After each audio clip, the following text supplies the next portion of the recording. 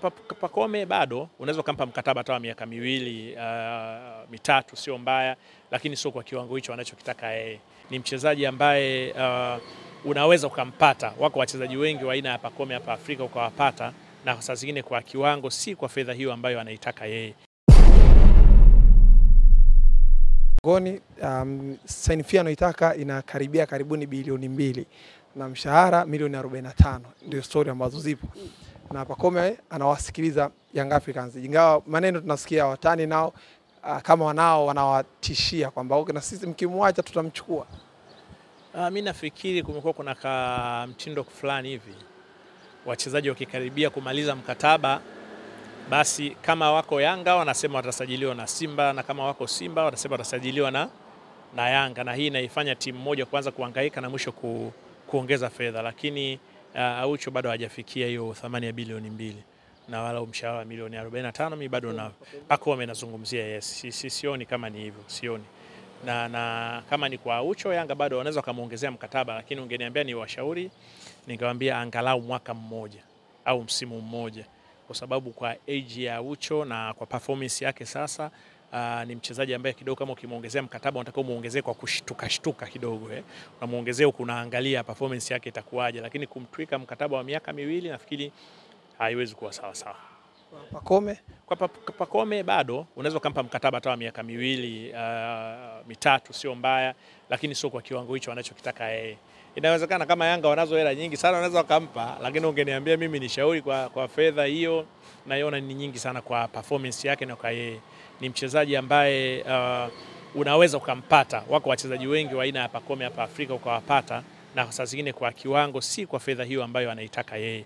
Na Yanga bado wanapokuwa wakifanya usajili wanapaswa wajivunie nao pia kwamba wao pia wana platform ya kuwapa wachezaji hao, wachezaji wakajulikana na wakawa wakubwa. So Pacome wakati akiwa ASEC Mimosas hakuwa mchezaji huyo mkubwa, hakuwa maarufu hivyo, lakini kwa msimu mmoja tu na nusu kwa Yanga tayari umeshamuona tayari ni mchezaji wa aina gani. Kwa pia hata wao wanapokuwa na kusajili, sio wewe ujione tu mkubwa, lakini lazima uangalie ukubwa wako pia umetengenezwa kwa kiasi gani na Yanga. Kwa hiyo Yanga pia na wao wanapaswa kuwakumbusha wachezaji, yes, tunakuhitaji, lakini ukumbuke hapa unacheza timu kubwa, na kucheza hapo unapata platform ya kuonekana sehemu nyingi Afrika, ambayo itakufanya saa zingine siku moja usajili kwa timu nyingine kwa bei kubwa zaidi. Labda ule usajili wa Aziz Ki alofanya mwanzo ndio unaohukumu sasa hivi Yanga. Unajua ule usajili wa Aziz Ki kwa performance ya Aziz Ki kutoka Afrika kipindi kile, inawezekana ikawa hivyo, lakini na Pacome kwani performance yake ilikuwaje? Kwa sababu kama unakumbuka baada ya kidogo akawa ameumia, si ndio? Kwa sasa hivi alikuwa anajiretrieve na nafikiri amerudi kwa msimu huu, ameanza vizuri, lakini baada ya hapo umeona kuna mechi nyingine imekuwa ni tia maji. Kwa ushauri wangu mimi bado ni ule. Yanga wanaweza kumpa dau nzuri, lakini waangalie dau ambao linamuworth, isije kwa pressure, kwa sababu Simba wamefanya sasa hivi. Ile ilikuwa zamani mchezaji fulani akienda sehemu fulani itakuwaje sasa. Chama kaenda Yanga na sasa mambo Simba si yanaendelea vizuri tu. Hawana pressure na maisha yanaendelea vizuri tu. Na baada ya muda nafikiri baada ya msimu mmoja mwingine miwili atapatikana mtu mwingine atakuwa best saa zingine zaidi ya Chama kwenye kikosi chao. Either waliopo baada ya kuzoea au kuna mwingine atasajiliwa saa zingine hayupo pale.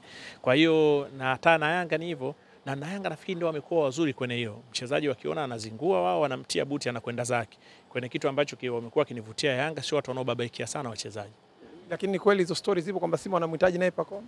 Mimi nasikia kama wewe, na kama wanamhitaji itakuwa ni jambo la kawaida, kwa sababu kwenye mpira timu kumhitaji mchezaji ambaye wanamuona ana performance nzuri au anaweza kawasaidia ni jambo la kawaida. Na kama unakumbuka kuna kipindi fulani kwa issue ya Faisal, na nikakwambia hapa hizi itakuwa ni habari tu kwa sababu watu wanaamini itakuwa hivyo, lakini sasa tunaona maisha nyamaza na Faisal anaendelea zake na kazi zake kwenye kikosi chake cha Azam na maisha yameendelea. Kwenye mpira tetesi kwa maana ya rumors hizi ni kitu cha kawaida kabisa. Kwa hiyo hata hii ya Pacome saa zingine inaweza kuwa ni hiyo rumors, au Pacome saa zingine na yeye mwenyewe angependa iwe hivi ili Yanga wachacharike aweze kumpa anachokitaka. Yote yanawezekana. Lakini Simba anahusishwa na mshambuliaji Mwalimu kutoka Fountain Gate, top scorer akiwa na goli 6 mpaka sasa. Lakini ipo katika kikosi cha Chani.